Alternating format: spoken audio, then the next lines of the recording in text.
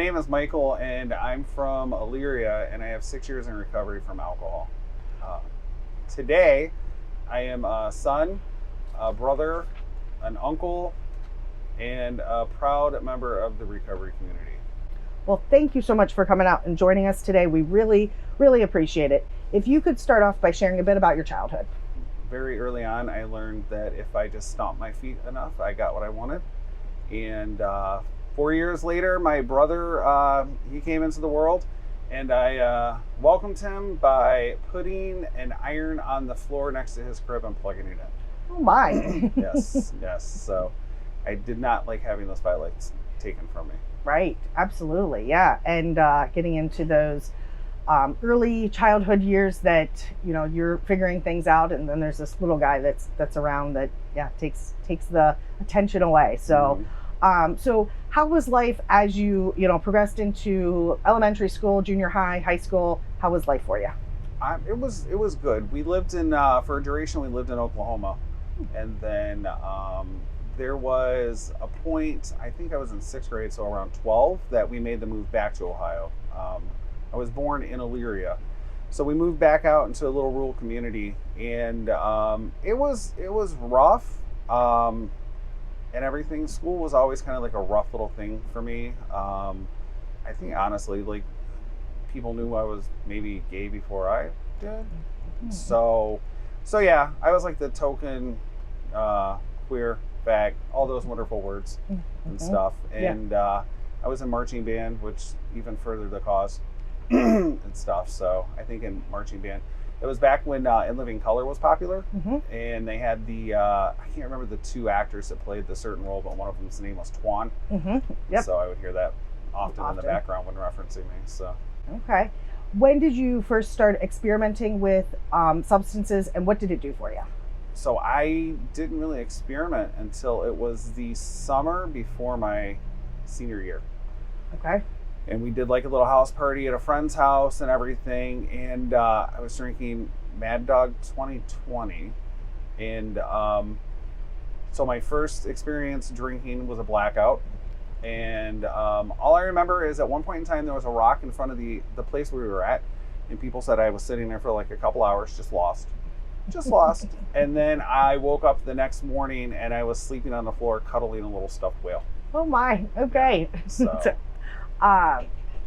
And during that, the after high school into early 20s, how did your use continue?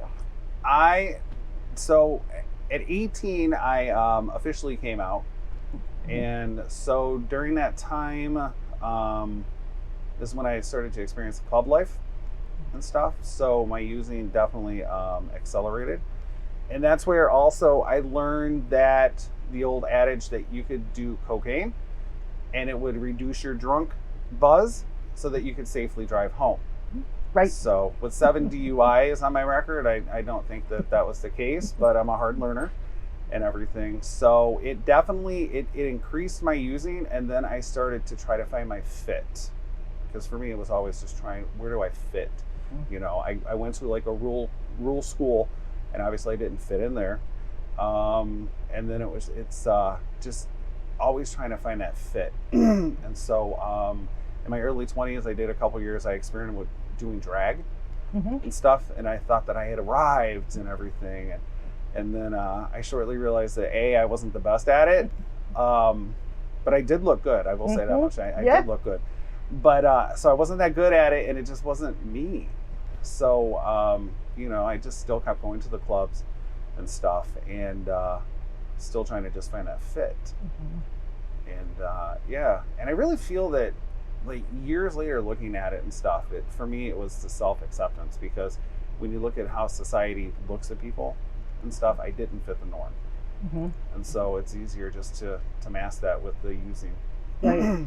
Could you talk a little bit about that club life and how that substance use can sometimes be perpetuated in trying to be a part of that? Oh, absolutely. I love the club life. Like, I remember like the first time, I think I was like 19, and I remember walking into this club and I'm like, I have arrived. Like, this is it, right? And so it was just drinking, and then there was this person that I was like trying to impress. and I knew that he smoked weed. So I went up to this other person who I'd heard was, a supplier and stuff, and I didn't know what to do, so I asked him for a 20 and stuff. And next thing I know, he gives it to me and everything, and then we get back to the car, and I'm like, well, this is powder, right? And everything. And so of course, me being me, I was like, let's try this. This is gonna be great, Right. And it was just like with the club life, you could find everything. And then you started to get into the designer drugs, like the ecstasy and stuff. And there were times that we did like the Special K and all that. Yeah. Those are all like club. Like I sit back and I laugh now. Like we would go into the club, kind of zooted on this stuff, and I just remember the one time we were like walking, literally like just walking, like so slow, like it was like water, like when you're in the ocean and you try to walk. I mean, and so, but they were all there. Like you could find everything and anything in the club. You just had to know the right people and stuff. And so then you would go to after hour parties and So how did the criminal justice system address your substance use? For me personally, it was a lot of jail time and stuff. The judge would recommend that you go to 12-step meetings and get your meeting sheet signed and stuff like that. I would do outpatient treatment, but it never seemed to like really impact like my sentencing. And by the time I was like 21 and accruing these like criminal charges and stuff like that, like both my mother and my grandmother were in 12-step. So I knew the easiest way to get them off my back and back in my corner was to, let's go to meetings, and stuff. But I never listened. I didn't. It was all external motivation factors and stuff. And there was a time that I went to, I think it was a place in Akron, and it was like, there for like 3 or 4 months, and it was supposedly like a treatment thing, but it really was, you were locked in and stuff, so. But through the journey, I think one day I added it up, and I was locked up for 2.5, 3 years. Wow. When it just county jail time, like 6 months here, 3 months there, 90, 6 months here and stuff. And then it did progress. I am a 2-time convicted felon also, so I did go to prison. All drunk driving or driving under the influence? So I was on my last DUI, which was a felony DUI, and because somehow, so they should have, like after the 3rd one or the 4th one should have been a felony, but because I would like catch them together, like they were always kind of weird. It was weird. They were always like close together. Like I would go on spurts, I guess, and stuff, and my luck wasn't always the best. So the last one was an automatic felony, and so I did the minimum mandatory, which is 90 days in jail, and so I was on probation, and then I was out drinking one night, and I had crack in my pocket when I got arrested for a public intox, so I caught a possession charge, which that violated the time, which is what I ended up doing the remainder of my sentence, so 9 months in prison. If you could describe what your relationships were like at that time prior to, getting into recovery and employment, those 2 areas. Yeah. So I, when it came to employment, so I was in the serving field for like 20 plus years. And I liked it because I was good at what I did. I was good with the guests and everything, and I got good tips and everything. So I would have to work to feed my habit for that night, and my motivation to get up and go to work the next day was to start it all over again, and always in this feeble attempt that I'm going to pay bills, I'm going to pay rent, I'm going to do this. I never did any of that. There was one point in time that when I got released from jail, I had gotten like a tax return, and so I had talked my mom into getting me an apartment above a bar and stuff. Perfect location, right? Perfect. Yes. And it was a 13-month lease, and I honestly feel that I never paid it once. I think I had a great aunt from Oklahoma that paid my rent for me one time to get me caught up, and they ended up evicting me. But in my head, I thought I had been done something amazing because I managed to live there for 13 months and never once paid a rent. Wow. And that was just, and that was just the way that I was, like, someone's going to take care of it. Someone's going to take care of it. And that's even like with my relationships, it wasn't, it was, what can I get from this? How can I benefit? It's not anything like they are today. It was strictly motives and manipulation, and I really didn't care who it was. I mean, we're talking my mother, my grandma, my aunt. I was trying to reconnect with my dad at one point in time, and it was me reaching out to him saying, "Hey, I'm in jail, come get me out." And to me, he owed it to me because he wasn't there for me when I was there. And it was always, the victim stand. So you weren't here for me. You didn't do this. If you lived the life that I did, if you grew up the way that I did, Right. When in hindsight, my childhood was amazing. It was good. You know what I'm saying? Yes. They like to say that I had everything that I needed and almost everything I wanted. Right. Yeah. But to me, it still was never good enough. Well, and the brain really is hijacked. That really it takes the precedence is finding your substances to get out of self. I mean, is really where we get to. So, so you're not in jail. You don't have legal consequences. There's you make a decision that you want something different.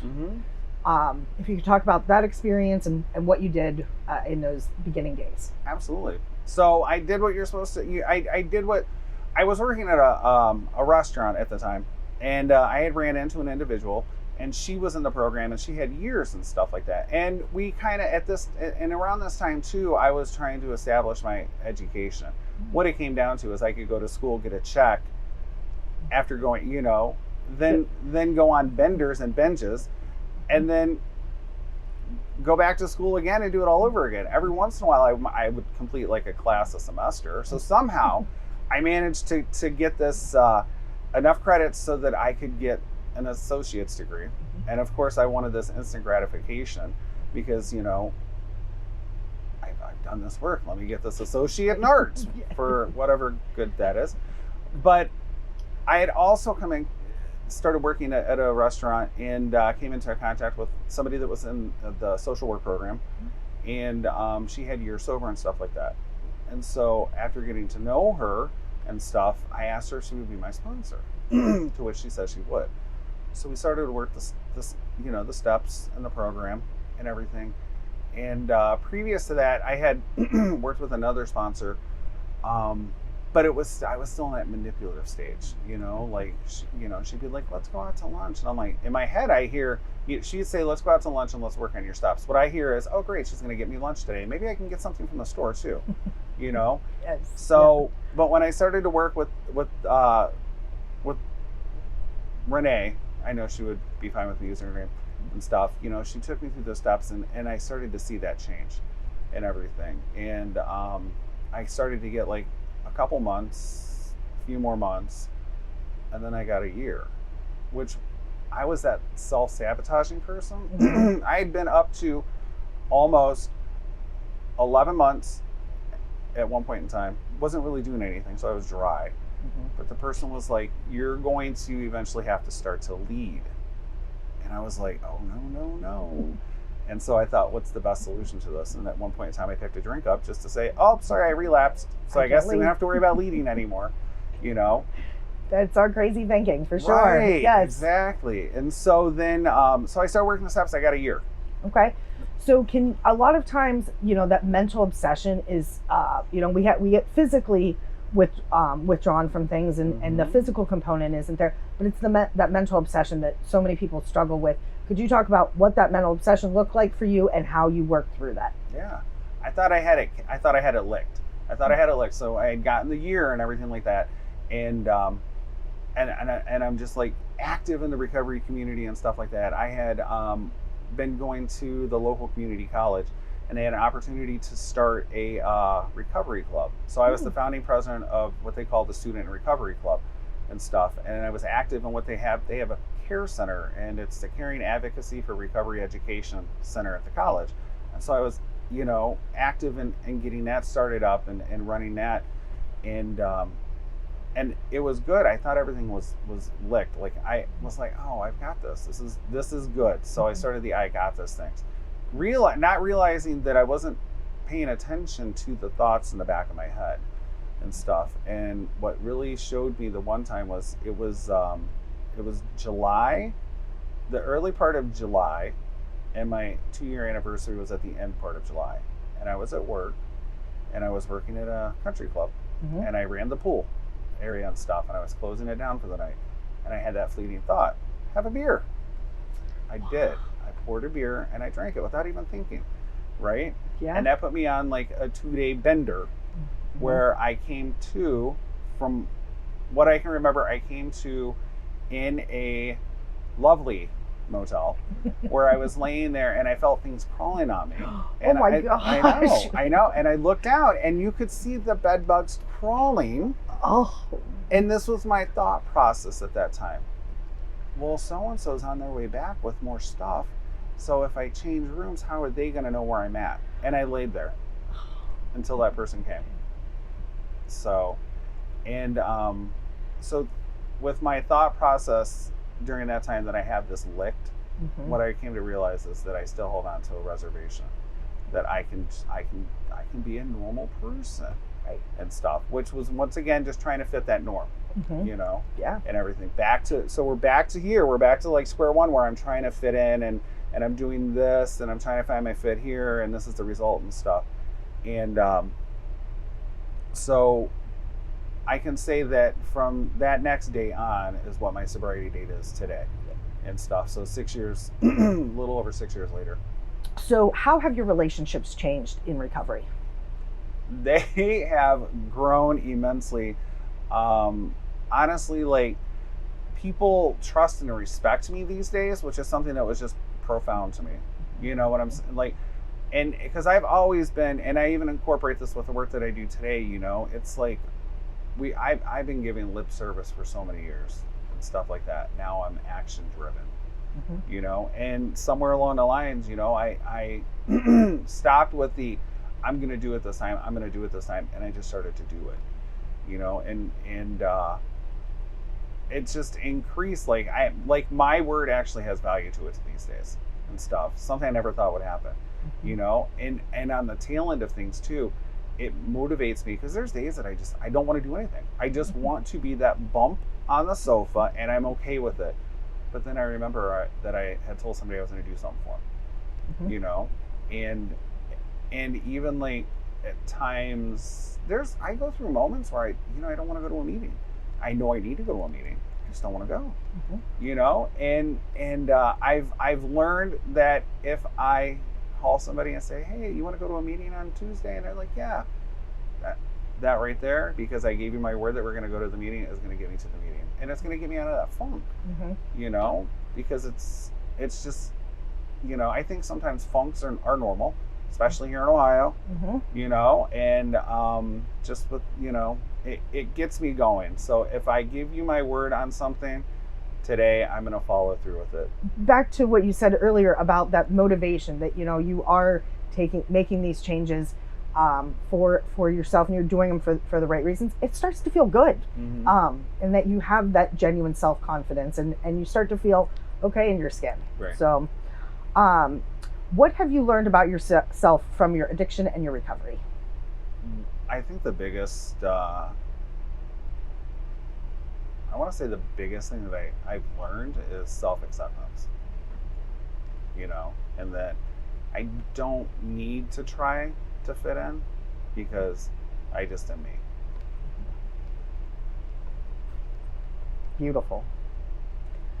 So along those lines, what feelings have you been able to experience in recovery that weren't necessarily there in active addiction? Oh my God, anything other than anger. I mean, I still have anger, right? But I, like, the first time I ever felt this feeling of happiness, like genuine happiness. Well, thank you so much for coming out and joining us today. We really, really appreciate it.